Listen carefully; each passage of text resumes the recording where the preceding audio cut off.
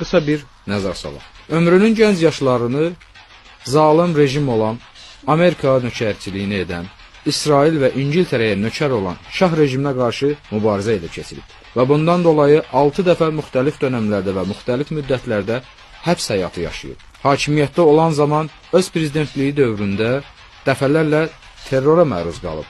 İran-İraq müharibəsi zamanı müqəddəs müdafiə illərində ön cəbhədə həm özü, həm övladları fəal şəkildə iştirak edib. Hətta bir zaman Abadan şəhəri tamamilə düşmən mühasirəsində olduğunda helikopterdən paraşütlə əskərləri ruhiyyə vermək üçün ön cəbhədə Abadan şəhərinə inib.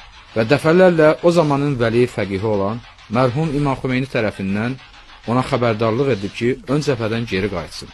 İndi isə belə bir şəxsə ömrünün gənclik çağlarını, əksəriyyətini zindan həyatı yaşayan, terrora məruz qalan, daima mübarizə meydanında olan və hal-hazırda 80 yaşını ötmüş alim, arif olan bir şəxsə qorxub ölkədən qaçmaq ittihamı vurulur. Əslində bu iddia Azərbaycanın müsəlman cəmiyyətinin ictimai, dini və siyasi şuuruna olan bir təhqirdir. Mən üzümü buradan o troll medialarına, sionist nöşəri olan medialara tutub deyirəm. Həm öz adımdan, həm mənim kimi düşünənlərin adından. Axmaq, şuursuz və qanmaz, elə siz özünüzsüz.